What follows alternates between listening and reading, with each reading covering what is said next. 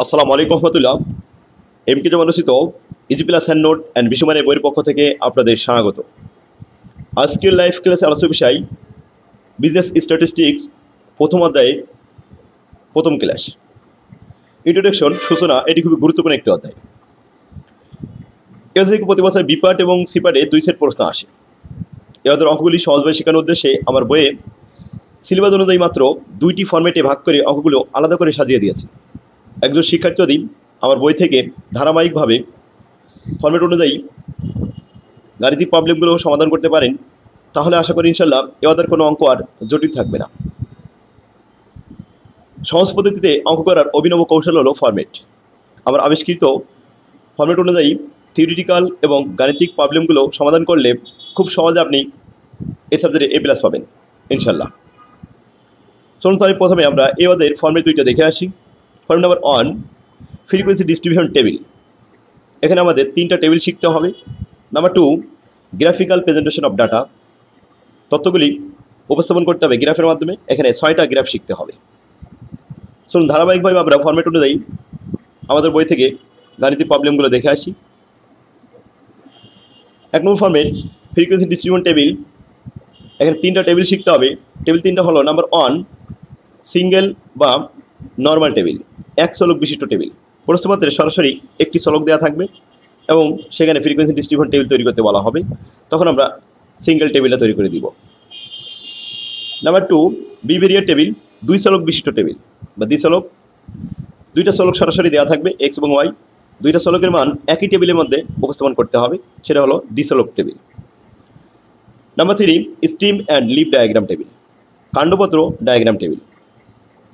Column এবং সারিতে আমরা স্ট্রিম এবং লিভ লিখে একই টেবিলের মধ্যে উপস্থাপন করব। এটা হচ্ছে স্ট্রিম এবং লিভ ডায়াগ্রাম, কাণ্ডপত্র টেবিল। তো আসুন, এই 3টা টেবিল আমাদেরকে তৈরি করতে হবে 2টা বেসিসে। বেসিস একটা হলো এক্সক্লুসিভ বেসিস, আর একটা হলো ইনক্লুসিভ বেসিস। ইনক্লুসিভ অন্তর্ভুক্ত পদ্ধতি আর এক্সক্লুসিভ বহির্ভুক্ত পদ্ধতি। বহির্ভুক্ত পদ্ধতি আমরা বুঝি যে পদ্ধতিতে চলকের প্রথম শ্রেণীর শেষ সীমানার মান এবং দ্বিতীয় শ্রেণীর প্রথম সীমানার মান একই রকম থাকে, এটাকে বলা হয় বহির্ভুক্ত পদ্ধতি। প্রথম শ্রেণীতে যেমন 10 থেকে 20, 20 থেকে 30, 30 থেকে 40। দেখুন, প্রথম শ্রেণীর শেষ সীমানার মান 20 এবং দ্বিতীয় শ্রেণীর প্রথম সীমানার মান ছিল 20, তাহলে একই রকম মান হলে এটা কে বলা হয়? এক্সক্লুসিভ বহির্ভুক্ত পদ্ধতি বলা হয়। ইনক্লুসিভ বলতে আমরা বুঝি যে পদ্ধতিতে প্রথম চলকের শেষ সীমানার মান এবং দ্বিতীয় চলকের প্রথম সীমানার মান এক ডিফারেন্স থাকে, একই রকম হয় না, এটা হলো ইনক্লুসিভ মেথড।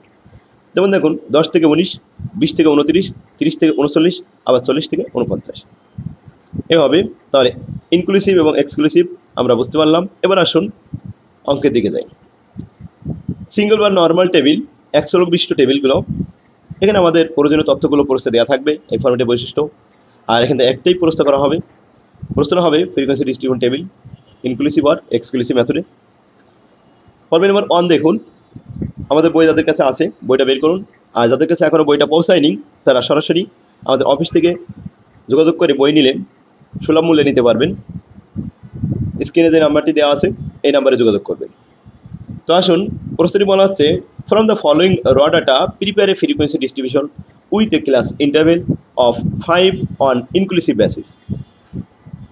অন্তর্ভুক্ত পদ্ধতিতে 5 শ্রেণী ব্যবধান ধরে একটি টেবিল তৈরি করতে হবে। নিচের এই তথ্যগুলি দেওয়া আছে, এখানে 3টি রো দেওয়া আছে আর কলাম দেওয়া আছে 10টি, 3 10 30টি মান দেওয়া আছে। টেবিল তৈরি করতে হলে আমাদেরকে 3টা স্টেপের সাহায্য নিতে হবে। প্রথম স্টেপের কাজ হবে ক্যালকুলেশন অফ রেঞ্জ, ব্যবধান তৈরি করতে হবে, হাইয়েস্ট ভ্যালু এবং লোয়েস্ট ভ্যালুর ব্যবধান। 2 নম্বর স্টেপ হবে ক্লাস ইন্টারভেল তৈরি করতে হবে। ক্লাস ইন্টারভেল অনেক সময় প্রশ্নে দেওয়া থাকে, অনেক সময় দেওয়া থাকে না।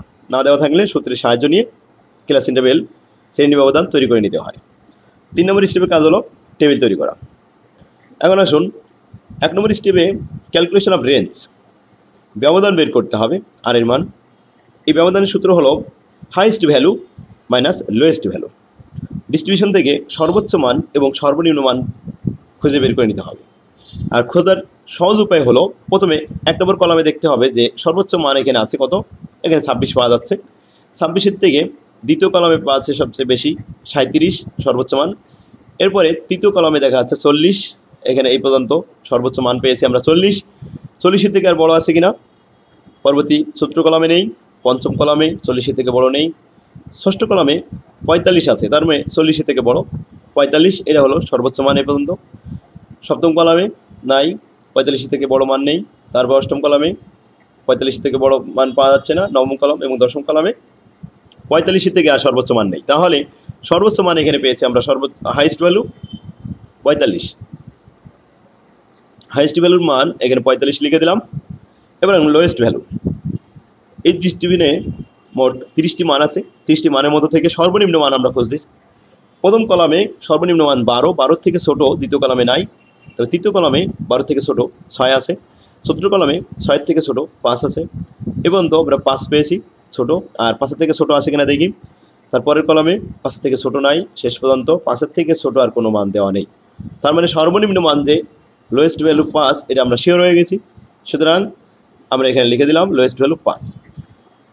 45 থেকে 5 বাদ দিলে 40 থেকে, এটাই হলো রেঞ্জ বা আর এর মান। 1 নম্বর স্টেপের কাজ শেষ। প্রত্যেকটা অঙ্কে টেবিল করার সময় প্রথমে আপনার এই হাইস্ট ভ্যালু আর লোয়েস্ট ভ্যালু এভাবে বের করবেন। এবার আসুন 2 নম্বর স্টেপের কাজ হলো ক্লাস ইন্টারভ্যাল।